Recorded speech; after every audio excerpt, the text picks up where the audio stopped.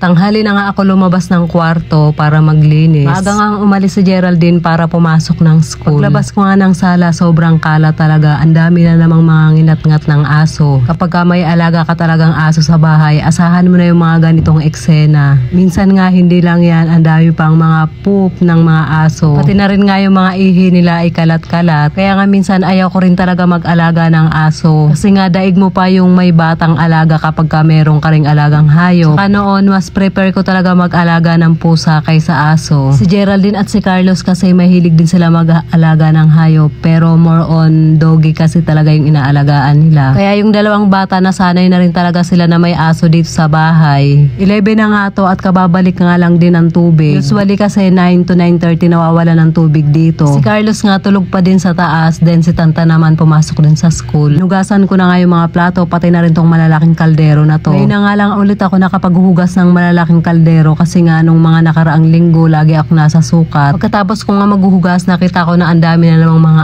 agiw sa dingding, kaya kinuha ko nga yung vacuum para nga maglinis. Napakadali nga lang gamitin ito, kaya mabilis lang din linisin yung mga agiw sa kisame at sa dingding. Pagkatapos nga sa dingding at kisame, ito na rin yung pinanglampaso ko sa sahig. Ang lakas nga ng suction ng vacuum na to, kaya ang ganda talaga niyang gamitin. Lalo na yung mga dumi na nakadikit na sa gilid ng floor. Napuno na rin nga yung lagayan niya, kaya tinanggal ko na rin siya, nilinisan ko na rin. Si Geraldine nga lagi niya rin tong ginagamit dun sa taas, kaya ang laking tulong din talaga nito sa amin. Madali nga lang din siyang gamitin at linisin kung i-compare ko dun sa vacuum na ginagamit namin dun sa Japan. Ang kagandahan nga sa vacuum na to, napakahaba ng cord niya, kaya malayo rin talaga yung mararating kapag ka naglilinis ka. Pagkatapos ko naman maglinis at nananghalian na rin nga kami, maliligo na nga ako at nakailang beses na nga akong gamit itong Bremond conditioner na to, and ang ganda niya sa buhok. Ito nga yung kasabay ng Brilliant na nabili ko nung nakaraan. Lagi ko nga lang napapanood to before sa TikTok na maganda nga daw talagang gamitin, and yun, na-proof ko naman talaga na maganda talaga siya. Kaya order pa ulit ako sa Shopee kasi ang ganda talaga niya sa buhok. Pinartneran ko na nga siya ng shampoo. Habang nagbibideo nga ako si Talia nandito, and kanta siya ng kanta.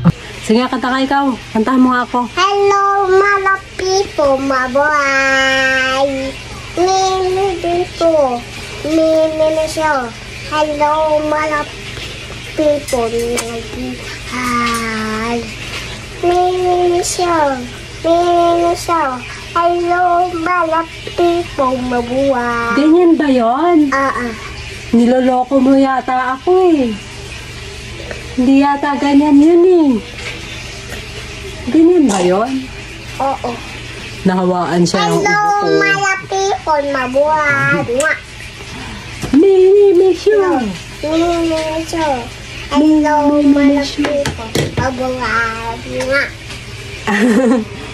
Wala ikaw short? Ay, akala ko wala ikaw short eh. May cake pala ako. Oo nga eh, may short ka pala eh. Napatok ulit si mama. Pumasok ulit si mama sa Oo. school.